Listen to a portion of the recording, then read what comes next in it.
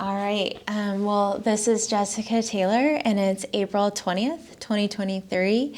We are in Christchurch, Virginia, and this is for the Tidewater Main Street Project at the Samuel Proctor Oral History Program. And who do I have the pleasure of speaking with today? Vincent J. Carter Sr. Great. And when and where were you born? I was born in Christchurch, Virginia. Okay. Right at home. Okay. Do you want to share the year or not? 1947. Great. And what were your parents' names and occupations? My father was Lloyd Carter, and he was a oysterman.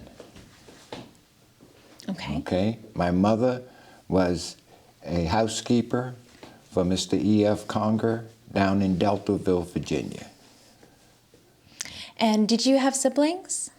Yes. I have a daughter, Stephanie, and my son, Vincent Jr. Okay. Did you have brothers and sisters growing up? 8 of them. Really? Yes. Well, I won't ask you to name all of them, unless you would like to, which we'd love to record it. Oh, okay. Well, my oldest brother was Edward Carter, okay, and my half-brother, which was really my brother, really was Alfred West, and then there was my sister, Loretta Wimbush. She was a Carter before she married, okay, and then my sister Rosa Carter, and my other sister Shirley Carter, and my younger sister Phyllis Carter, and my other brother was Eli Carter, and my one brother that passed away was Ronald Carter. So there was quite a few of us. Yes. And how old was your oldest brother? When was he born? My oldest brother, Alfred, was born, let's see, I can't remember the year, but I knew the date. It was September 6th, okay? And my other brother, Alfred, was also born on September the 6th. Okay. The year, I can't really recall right offhand. Okay. I was just trying to think about your birth order. Yes. And where did your family live? Christchurch, right down the street. Okay. Okay. And did you attend St. Clair Walker? Yes, I did. Okay. What years did you attend? I attended from the 8th grade until 1965 when I graduated from St. Clair Walker High School. Okay. And did your other family members, your siblings, attend St. Clair Walker? Yes, they all did. Okay. They all did, all 8? Yes. Okay. And what are your earliest memories of St. Clair Walker High School? My earliest memory,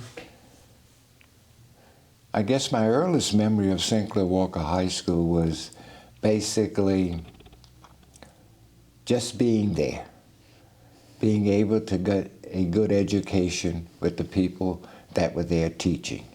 And my favorite memory, I guess, is when Mr. Lewis Briggs and I were the only 2 that played baseball at St. Clair Walker High School, and he pitched the perfect game, and I caught it. You were the only 2 people that played baseball? No, we were the only 2 people on that team that he was the pitcher, I was the catcher, and he pitched the perfect game. And when was that? That was 1964. And who were you playing against? We were playing against Gloucester, Okay. T.C. Walker. Okay. And what else do you remember about that game? That game, basically, I remembered more about the game. I guess I would have to say how quick it happened and how unaware we were that it was a perfect game. Do you remember anything about the crowd that day? Not really, except that basically the high school, the students at the high school, you know, the 9th, 10th, and 11th, 12th graders that were there, they were part of the, they were more of the crowd than anything else. Because it happened it was a work day, so most people that had jobs and that were working, they weren't there and they couldn't be there. So it was basically just the other team and us. Mm-hmm. That was basically it. Mm-hmm. And I guess I have a lot of memories of what happened at St. Clair Walker High School. I guess basically playing basketball, doing other activities. My favorite teacher there is sitting out there in the hallway now, Mr. Lomax. You know, he was my biology teacher. So, like I said, I had many.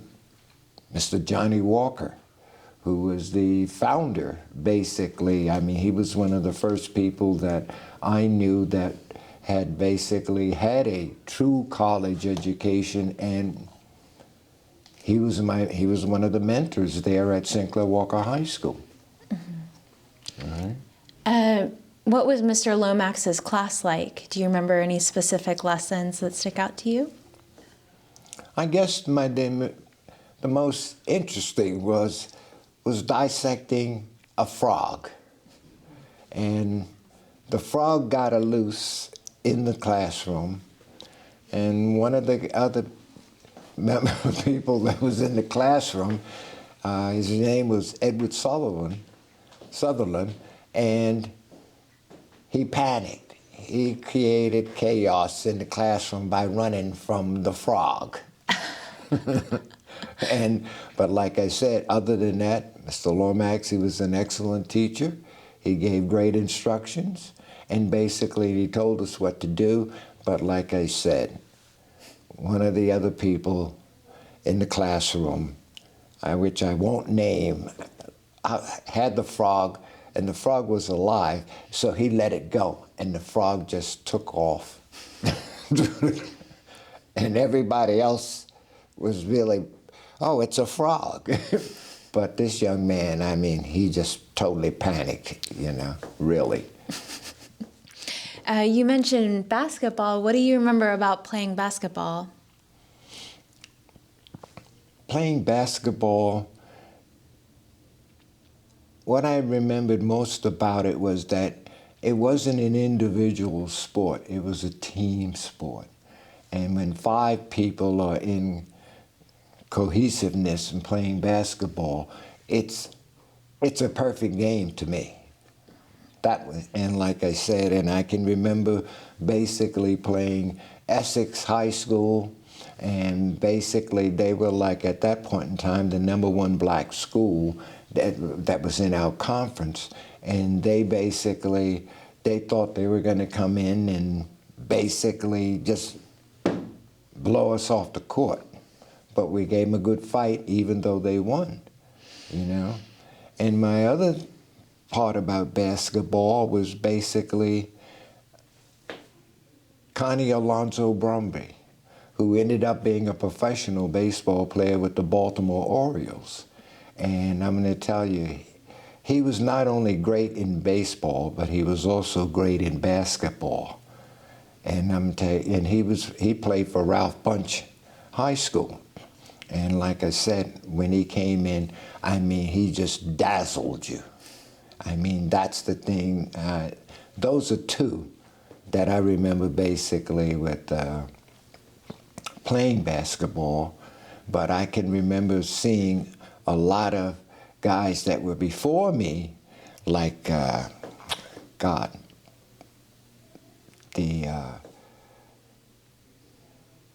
let's see, what was it? Franklin Stubbs, Thomas Thornton. It was just so many. Barry Jarvis, Kenny Jarvis, all of the Jarvises that were basically here were great in basketball, you know, and especially Welford and Kenny, and it was just so many, really. It's hard to remember all of their names now, but like I said, they were good. It's just like even in baseball. I mean, the Briggses, the Lockleys, all of them were really good in baseball. I mean, it was just so many, really. Do you remember when you were a kid, what made them so great? What it was about their skill that you admired? Just their pure ability. I mean, they could score, they could defend. I mean, they were just, to me, they were great basketball players, you know, at the high school level, really. And I can remember basically coming here to watch the kids play at Christ Church. And so many of the that were on the team at Christ Church says, hey, look, we had a good team, but I'll tell you what, we could have never beaten St. Clair Walker High School in baseball. It just, they had great talent, but like they said, we could have never beaten you guys because, I mean, we really did. We had some great talent in baseball, you know, and in basketball. And by Christ Church, you mean the school right here? The school right here. The private school? The private school. Okay. And what was your relationship at St. Clair Walker and then later at other schools, like with the private school here? Well, so many of my family, you know, my Uncle Eli, my brother Lloyd, Mr. Joe Cameron, who was the cook here, and at the school and whatever, they worked here. So basically, that's how I became to know so much about Christ Church School, was because of them working here. And basically, and coming to see them and coming here with them and to watch them play baseball. I mean, that was my connection, basically, in knowing about the school itself. Going back to your earlier years, how did you get to school in terms of transportation? School bus. Okay. Really. That's how I got to school. Even when I started kindergarten, first grade down at Mill Road, down at Locust Hill Mill Road School, that's how I got to school, was by school bus. And even from the house, because really right now, I'm at the home place, and that's only, I used to have to walk from the house to the church next door, Calvary Baptist Church. I used to have to walk to church, you know, Sunday school and church at Calvary Baptist Church. But like I said, as for school, hey, it was by public transportation, school bus. Okay. And at home, how did you talk to your parents about what was going on at school, and how did your parents talk to you about school? What to expect, or what they expected of you, or how the everyday was going, things like that? Well, my teachers, Mrs. Polson, whose daughter is out there, Mrs. Satterfield, Mrs. Polson, Mrs. Robinson, they all basically, when I first started school, they were the instructors, and basically anything that went wrong or that I did wrong at school, they got to my mother and told her. And basically, and she would say, you don't do that. If I ever hear it again, I'm going to tell you what. If one of the teachers call me and say, hey, look, this is what Vincent did, let me tell you what. I will submit the punishment. And that was the way it was. And that's the way it's, excuse me, it's always been, especially with me. Even my brothers and sisters, no matter what. Mom, my mother, Clara Carter, she was my hero. When I was working in New York, and I can remember being in the barber shop, and the guy said to me, "Is Muhammad Ali your hero?" I told him, "No. My mother is my hero, because she was the first person that I was outside as a young kid, and the aurora borealis came up. And I thought the world was coming to an end. I really did, because I had never seen the aurora borealis. And I said, "Mom, you got to come out and see this." She says, "Oh, that's the aurora borealis." And I said, why would my mother know that? But I'm going to tell you what. She was a tough lady. She was loving, caring, and she was smarter than, because she only had a 7th grade education. But I'm going to tell you what. Whatever she came across or whatever she learned besides church and God, I'm going to tell you what. She's still my hero today. Do you know how your mother was learning all of this information about the world? I really don't. All I know is that she worked, and if we were at home and we were playing baseball out in the front yard or whatever, she would get out, she would come home from work and say, "Let me show you how to hit." And she would. And like I said, no lady that I know compares, I'm telling you, to what Mom was. She's my hero, still is. And she's been gone now for almost 12 years. But I still think about her every day and every night. Okay?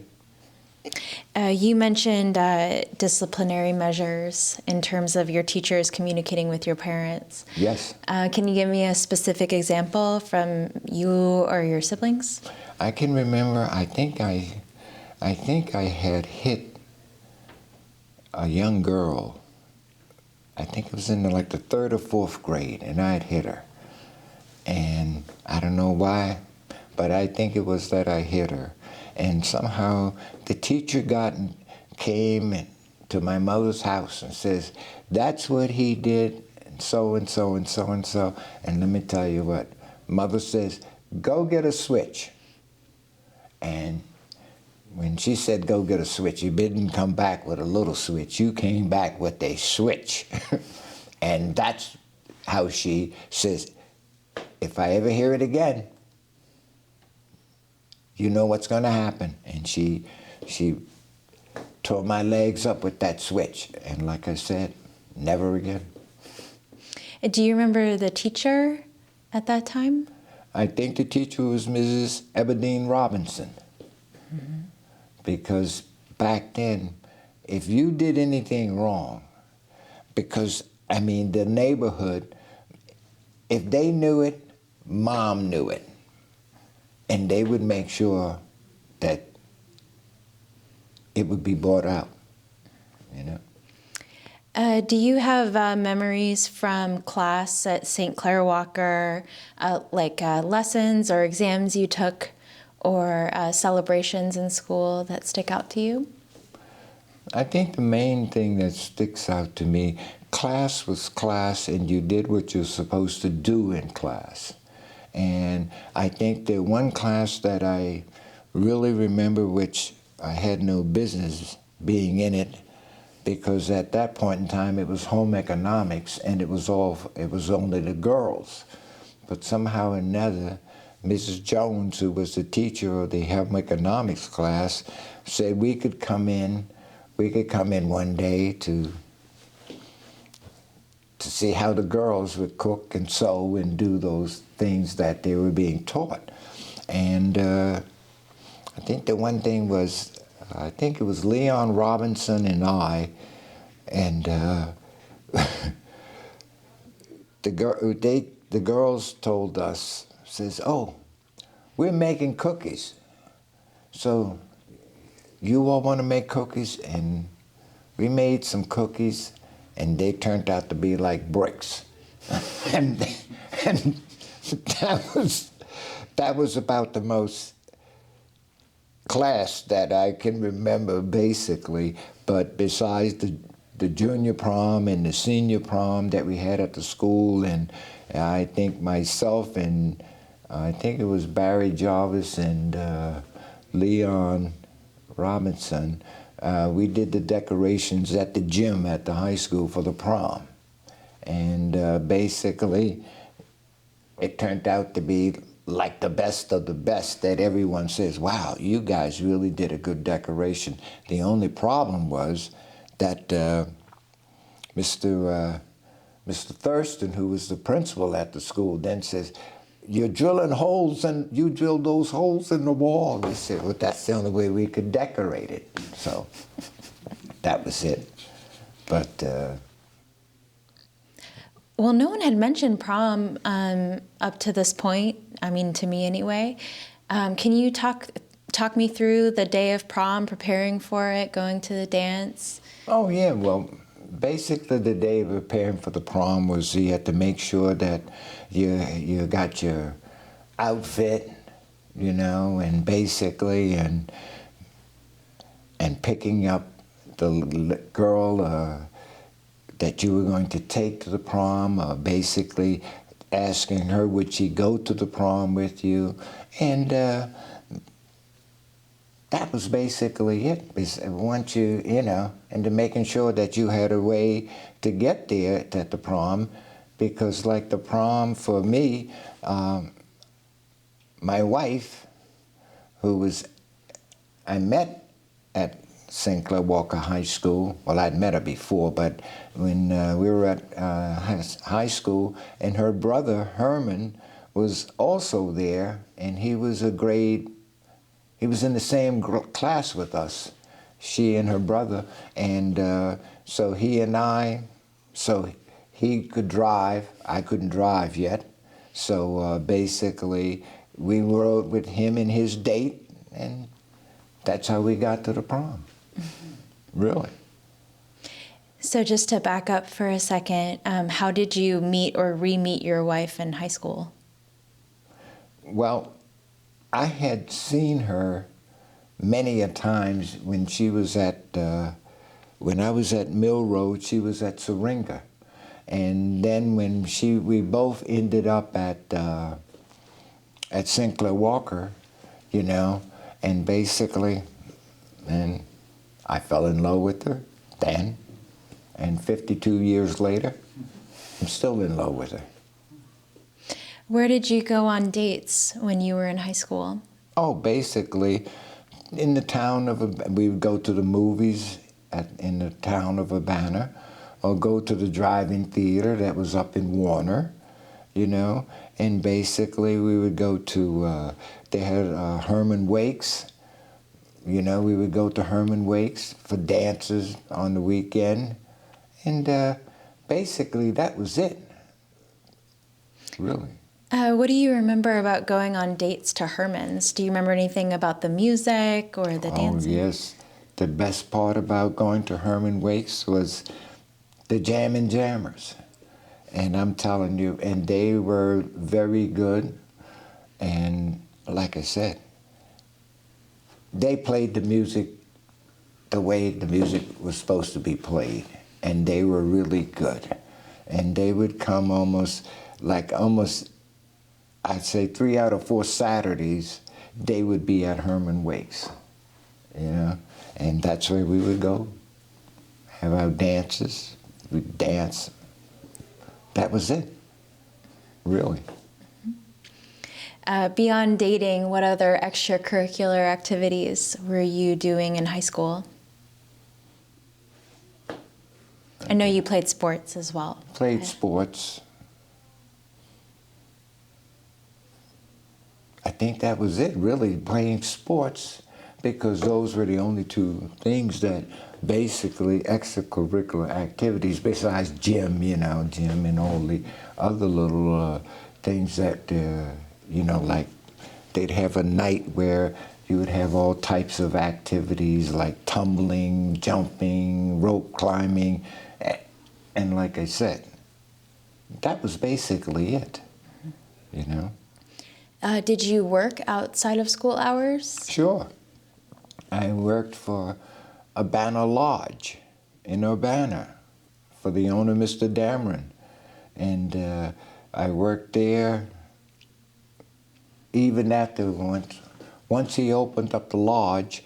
We'd go there. We would take the school bus, take the bus from there to Urbana, and that's where, you know, we would work the evening shift, do the cleanup, wash the dishes, do all the things, do some of the serving, and that was it, really, you know. But other than that, and besides just working for some of the farmers here, doing things for some of the farmers that had big farms or whatever, and they, you know, we would, you know, help with the planting, help with the getting the weeds out and those type of things. But that was really it. Which farms did you work at? Well, actually, right across the street from me, where I'm living now, it was Mr. Andrew Brooks had a big farm right across the street. He ran the post office also, right there at Christ Church. And, you know, I used to work for him, picking tomatoes, picking corn, whatever that was needed to be done on the farm, that's what I did, you know.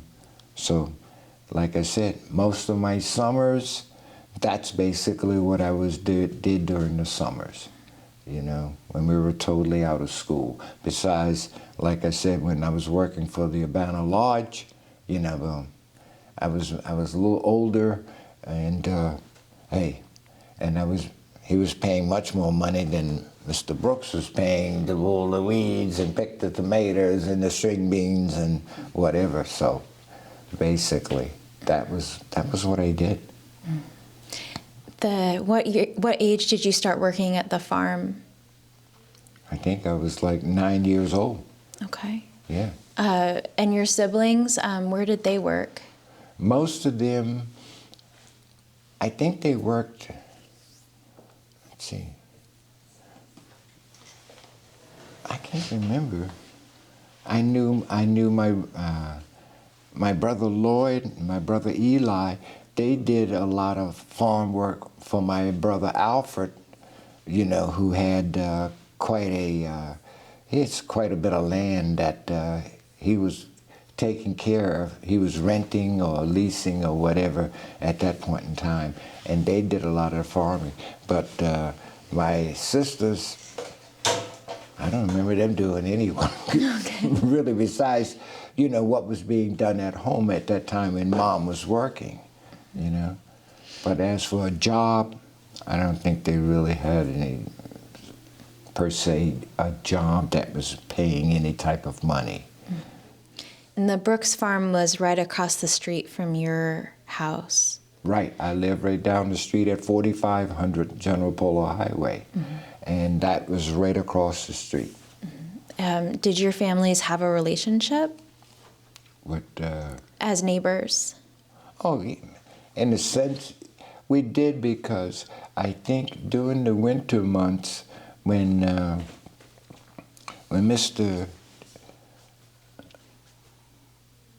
the gentleman that owned Horse Point Estate, he really lived up in Charlottesville. So he would come down and be there, Mr. Conger would come down and he'd be there all from like April up until November, you know, beginning of November. Then he would go back up to Charlottesville. And basically, my mother used to work at that point in time. She would go to work for Mrs. Brooks, doing housework for her, because that's where the only opportunities that were offered to basically most black ladies or black men. If they weren't out on the water, and they weren't oystering or doing the fishing business, that was basically what was being offered. And that's what she would do, you know? In and out of school, what would you consider to be your greatest accomplishments during that period of your life? My greatest accomplishment? My daughter and my son. And when were they born? My son was born in '68, and Stephanie was born in '79. Mm-hmm. Okay. Okay. Yeah. And when you were in high school, were there tough times in school or outside of school that stick out to you? Not to me. Mm-hmm. Not really. Okay. You know, because like I said, you know, in a rural type of area such as this, I mean, my best friend, who I do work for right now, taking care of her flower beds, Mrs. Barbara Marshall and her family live right across the field from where the home place is. And she and her brother and her sister would spend more time at my house, at our home house, because she would come, once my mother left to go to work, they would come over and we would play, and we never had a fight. We never did anything that was, you know, that was out of the way. I mean, we just had that type of relationship. And when she found out that I had moved back from New York and I was never back home, she came to me and she says, "Vince, oh, we had some great times." And they were. We really did. And she says, "I learned how to cook because of your mom. Your mother taught me how to cook." Really. And that's what I'm saying, you know, boom. We didn't have any type of chaotic situations, even with Mr. Andrew Brooks, like I said. I mean, it was more like, it's just a community and we were together. And basically, if one needed one, you helped one, they helped you. And that was the way it was. Okay. Really. And I don't remember any confrontations, or the only thing that I can remember really where basically I was told, we were always told, do not go into Deltaville, really, because that was the place where basically if you were black or any other nationality, you weren't welcome, really. And that's what I'm saying, like I said, and we didn't have really reason to go there, but like I said, but that, especially in the town, you know, really. But other than that, I can't ever remember. I can remember going to, when some other places like into Matthews or into Gloucester, and oh yeah, we had our fights and whatever, and we had to, you know, because they would say, "You're from Middlesex, I'm from Matthews. I'm from Gloucester, you're from Middlesex. So look, wait a minute, fellas. Don't be coming down here looking at our girls and trying to take them." And like I said, but that was basically it, really. You mentioned that there's not a lot of chaos happening here, but nationally there was when you were growing up. Oh, yes. How aware were you of everything that was going on during the 50s and 60s, nationally and regionally? Absolutely. Because it was brought to us by our teachers, really. They kept, and plus the newspapers, whatever, and basically that was how we learned what was happening nationally, here, there, wherever, you know, whatever the situation was. That's how we really learned a lot about it. And besides, you know, boom, TV, I mean, even though it was black and white, I mean, it still carried the news, you know? So, I mean, that was how we learned about what was going on nationally as well as anywhere else in the world. Because our teachers wanted us to be basically up on, if someone was to question you, what did Hitler do or what did this Mussolini did, they made sure that we knew. What specific events or moments do you remember your teachers talking to you about?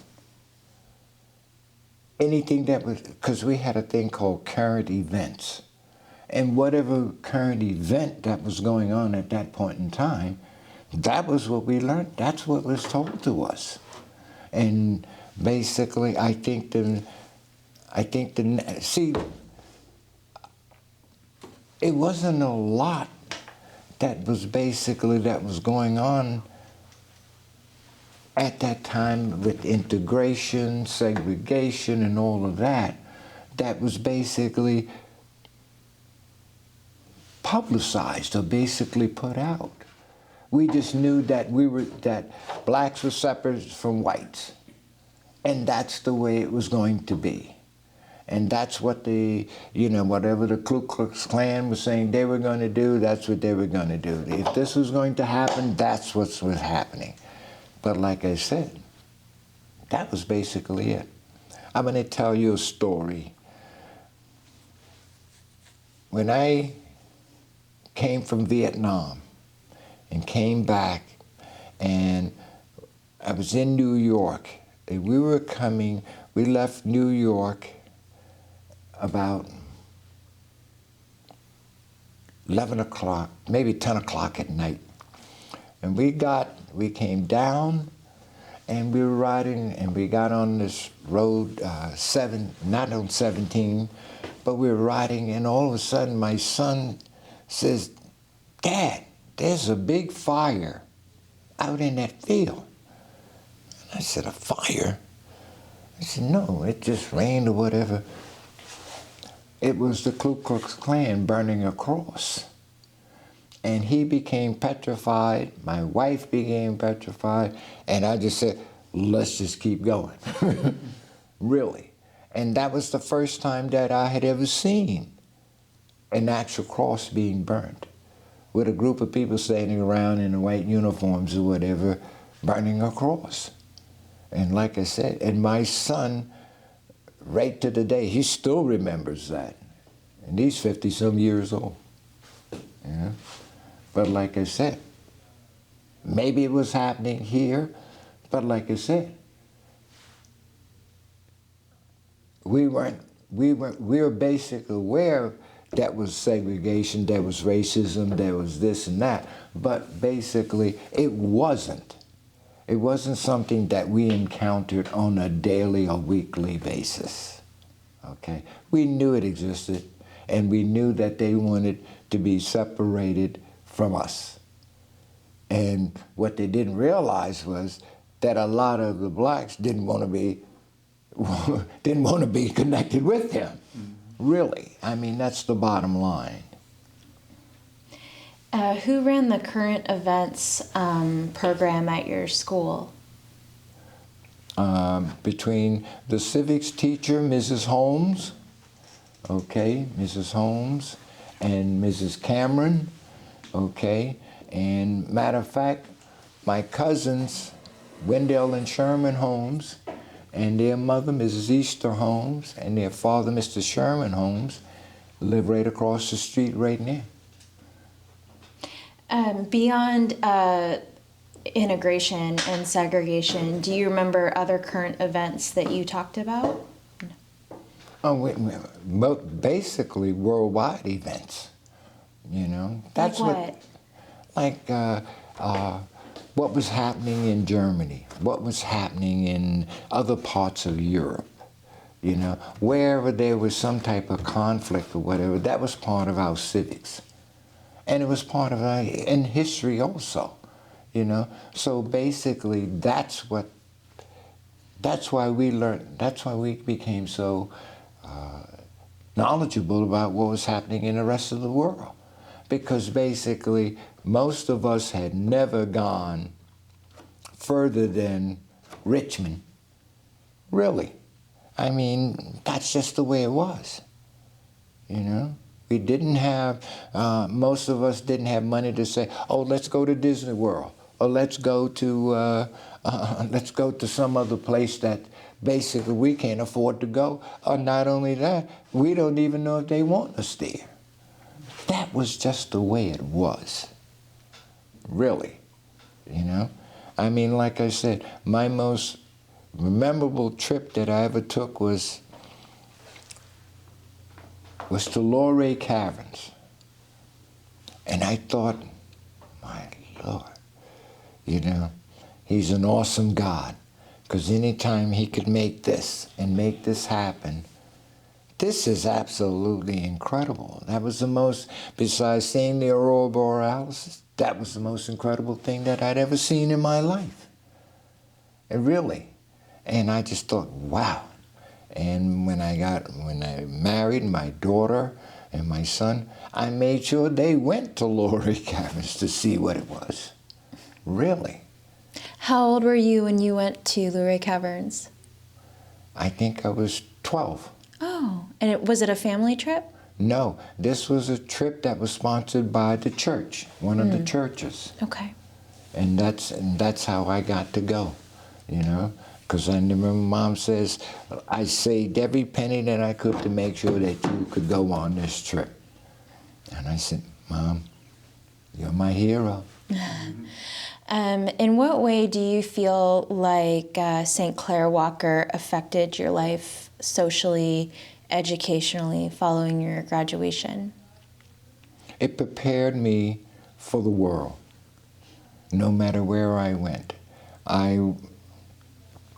I've been to not only Vietnam, I've been to England, I've been all over Europe, I've been to France, I've been to places that I never thought that I would go.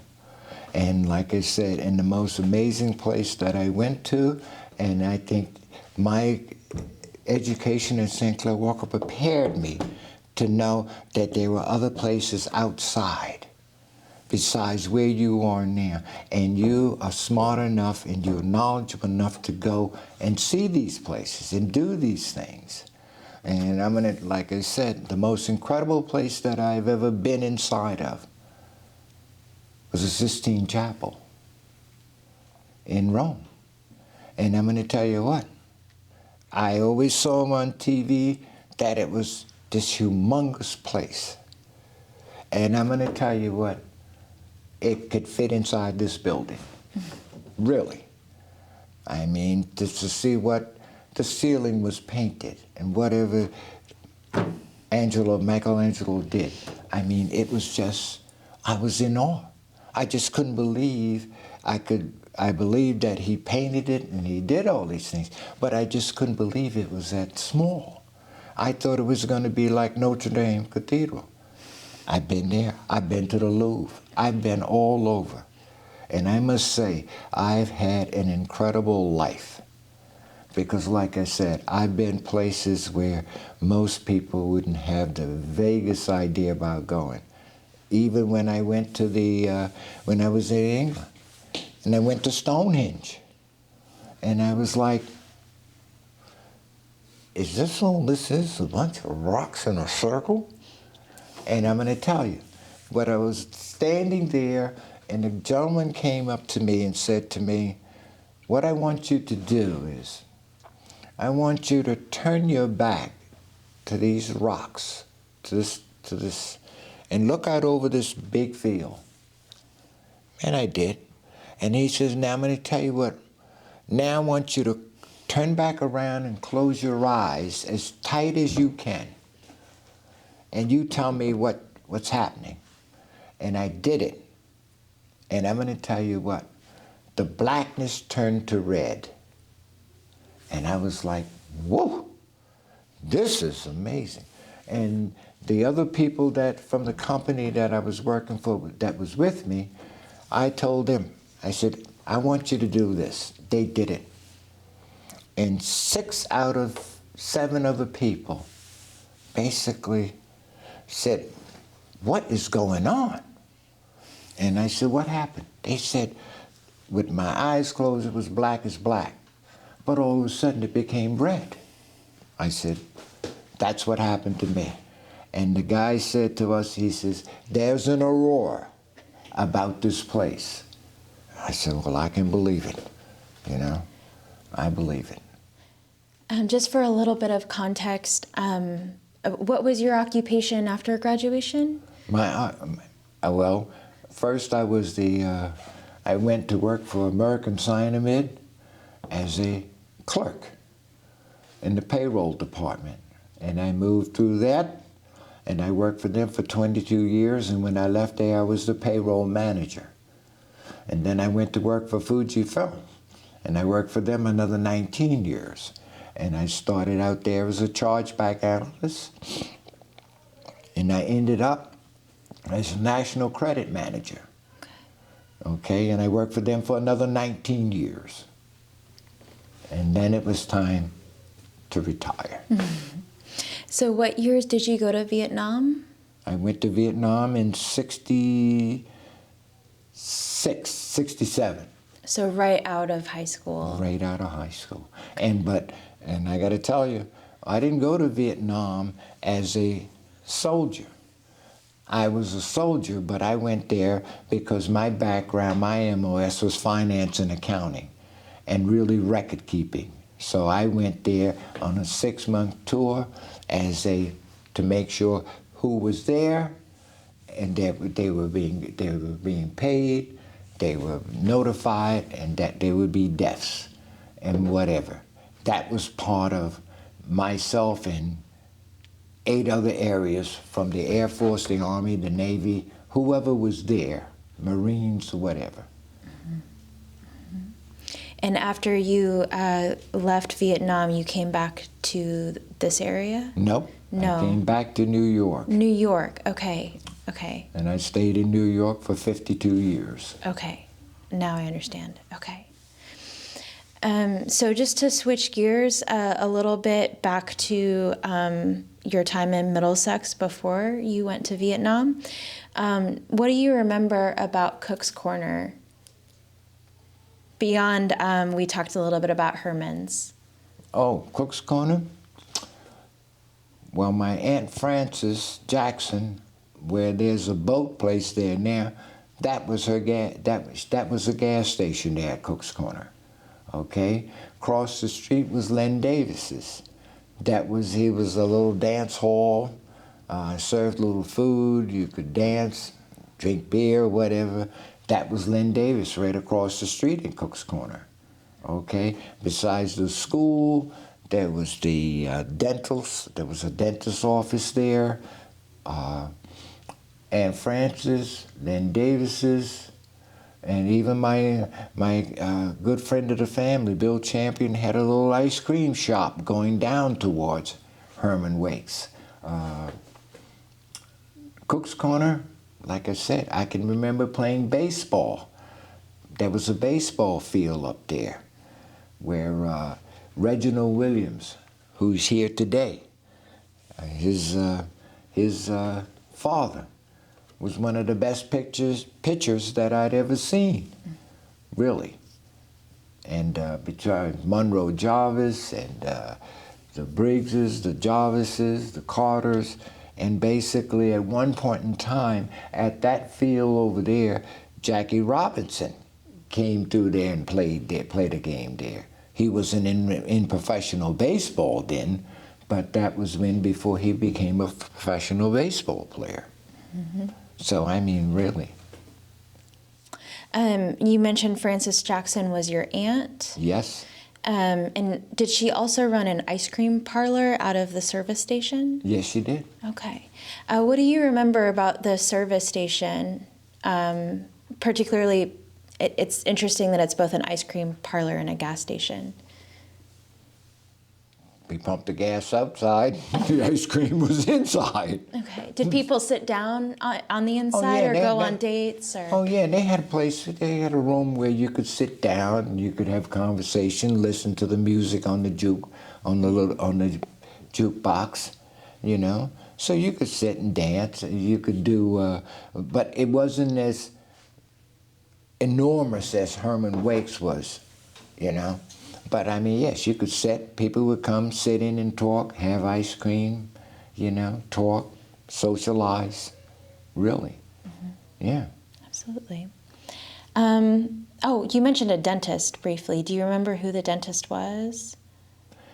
I think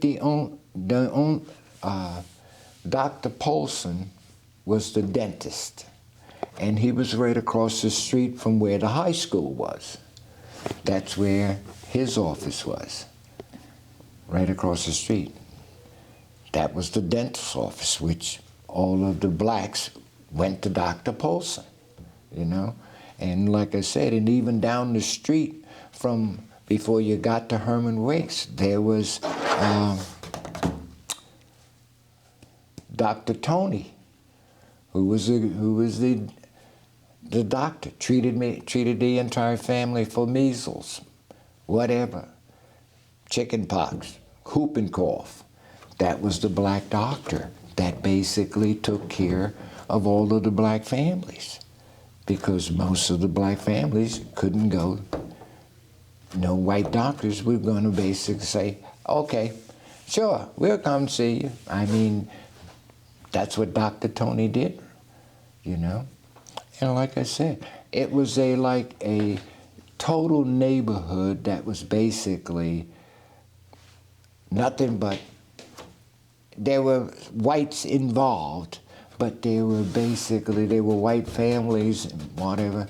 But the major portion of the black people, we weren't just stacked on top of each other. We all had a lot of land, you know, and basically, and that's the way it was.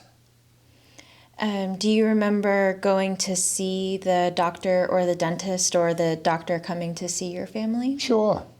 I can remember when the entire family, we all had whooping cough. Dr. Tony would come to the house every week to check on all of us, really. And the dentist, Dr. Polson, he would basically, we could go to his office. There were certain times of the year, he would come over to the high school and do dental work at the high school for some of the students, really. So, I mean, yeah, I remember, you know, hey. Wow. Did you have anything you wanted to? Maybe could you mention what were the last names of the main families, like the big names of the black community families that live in the Middlesex town that you remember? Like these are the ones that hold land power that people knew across generations.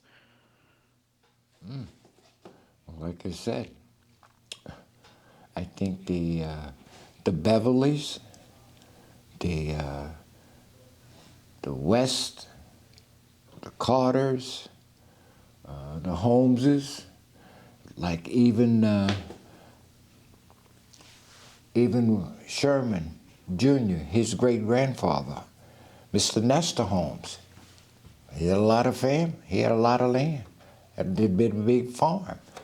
Mr. Lockley's, right across the street from them, you know. There were quite a few families. I mean, just to go a little history, the church that Calvary Baptist Church, right down the street, next door to this church there, the church there. My great-grandfather gave them the land to build the church. Really. Oh. And like I said, and that was Eli P. Carter. And basically, and he gave them the land to build the church. And like I said, there were many other people that were involved, you know, with the actual building of the church, the Polsons, the Holmes, the Carters. There were so many, but like I said, that's how it was. I mean, basically, like I said, those were the big families that had, you know, that had land, you know, like I said. Those were especially on the black side, Those were the big farmers. Okay, this is more of a personal question on your end. From all the places around Middlesex Town, growing up, what is the place that you missed of all? Like, if you could put, like, if I could get that place back, if we could have it running again, what place would that be? That'd be Herman Waits. Because, like I said, the crowds, they would come from every part of Gloucester, Matthews, whatever. It was like that. And besides that, I think the one place that I don't think there's any other place that I really miss more than basically going to Herman Waits. Okay. Final question, I guess, now for real. May Day. Can you tell me a little bit about May Day? I hear a lot of the folks that we've interviewed today about May Day and how great it was. What did it mean to you? The festivities of May Day itself. You know, the hot dogs, the food, the programs that the other schools, like the elementary school came and did their wrapping the maypole and basically and watching the baseball game, and those were the things that were basically, so, you know, that made what May Day was. We couldn't wait for May Day to happen, you know, really. So that was it. Okay, thank you. Great. Anything else you wanted to add? I've enjoyed it.